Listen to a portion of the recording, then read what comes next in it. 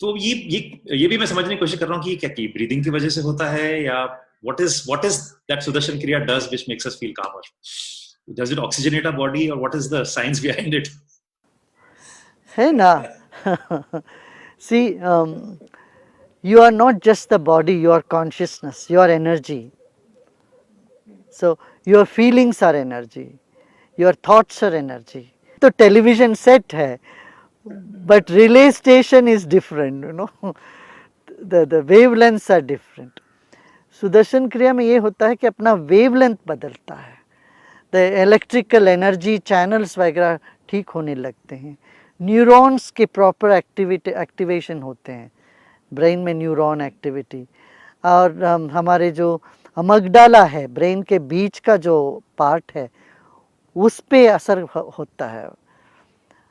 And और क्या होता है कि ग्रे मैटर ब्रेन में बढ़ता है।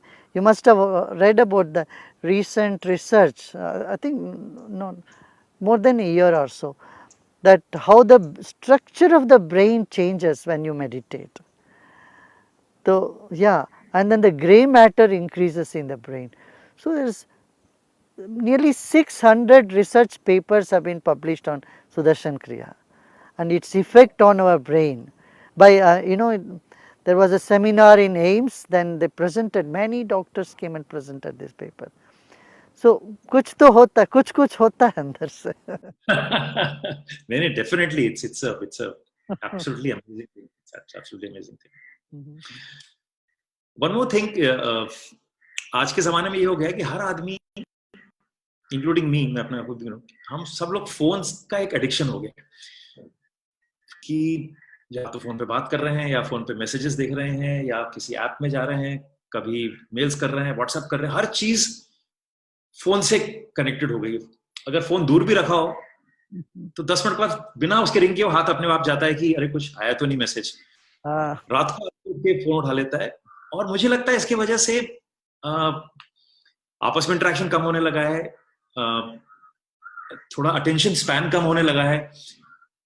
तो मुझे लगता है phone addiction is like drug addiction only. अब इससे कैसे आजादी पाई जाए? करेक्ट, मैं भी इस पर काफ़ी मैं बोलता रहा। छोटे छोटे बच्चे, 5 साल के 4 साल के बच्चे आईपैड के एडिक्शन हो गए, फिर उनका सेंट्रल नर्वस सिस्टम पर, तुमने भी देखा होगा ना, वो लड़खड़ाते चलते हैं, उनके अटेंशन डिफिशिएंसी सिंड्रोम बढ़ जाता। बच्चों को लिए तो मैं कहता रहा कि आप इसका कम प्रयोग करो, यूज़ मत करो ज़्यादा।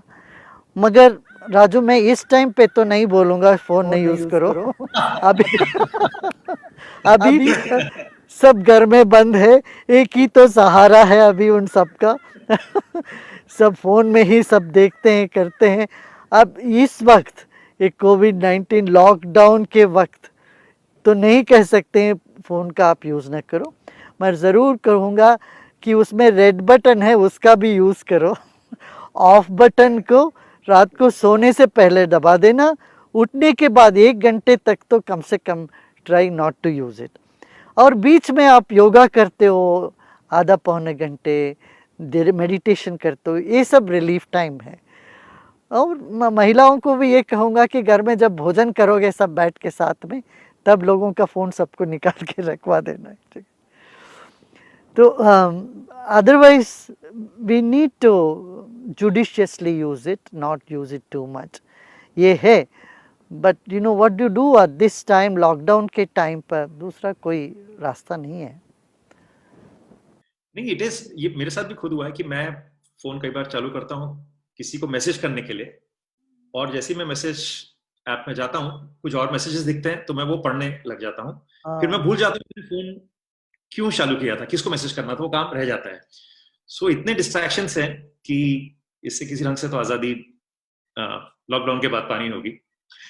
और आपने जैसे कहा कि सुबह उठते नहीं उठाना चाहिए फोन, तो इसी से कनेक्टेड मैं ये पूछना चाहूंगा कि आपके हिसाब से एक what is a good time table for everybody? क्योंकि हम लोग टाइम टेबल जो बनाते हैं वो काम से कनेक्टेड टाइम टेबल बनाते हैं, we make a time table for our living, this meeting that meeting, but nobody makes a time table of on how to live.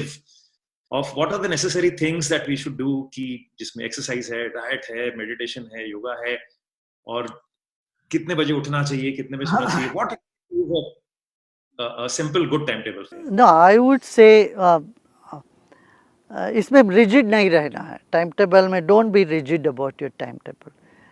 Take good sleep, 6 to 8 hours. 6 hours of sleep would be good enough.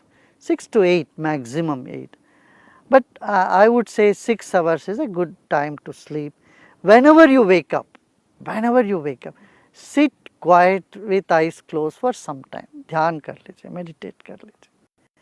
Every day, as soon as you wake up, you can do that. Or I usually call this as a mental hygiene. Like dental hygiene होता है ना, उठते ही दंत मंजन करते हैं, करने के बाद ऐसे मेंटल हाइजीन है, थोड़ी देर बैठ के रिलैक्स कर लो. The brain and the body need to be relaxed. एक तो रेस्ट हमको मिलता है जो सोते हुए मिलता है, जहाँ हम पूरा नॉकडाउन हो जाते हैं. You don't know where you are, who are, nothing. There is another conscious rest where your body is at rest and mind is also at rest, but you are conscious. This is meditation.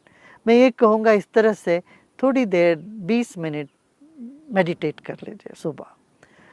And before meals in the afternoon if possible, or in the evening after before dinner, इस तरह से meditation 20-20 minute का कर लें, 2 बार भी कर लें, बहुत अच्छा है.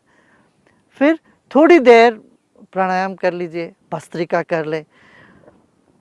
Oxygenate your body and it brings you more vibrance in you. आपकी immune system मजबूत हो जाता है.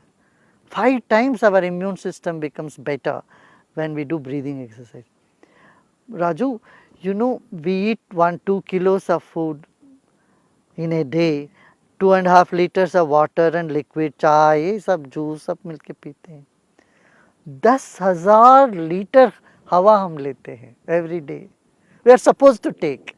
Sometimes we may not be taking that much. Our body needs 10,000 liters of air. So when we do some bhastrika and some pranayamas, that every cell of our body gets vibrant, energized हो जाते हैं. तो मैं ये कहूँगा फिर treadmill में करना हो, जिम जाना हो, वेट लिफ्टिंग करना हो या योगासन करना हो, ये सब कर लीजिए. Half an hour. It depends on the age, age group. I would say for people by 50, 60 and all, half an hour exercise is plenty. If we do some exercise and then have light, gentle food, whatever food you take, don't drink anything immediately after a meal. This is something that would help our digestion. हम क्या कहते हैं, खाना खा के फिर P लेते हैं उसके ऊपर. हाँ हाँ, वो नहीं करना चाहिए. You should give at least hour and a half gap between eating and drinking. Okay. So that is it. Fantastic.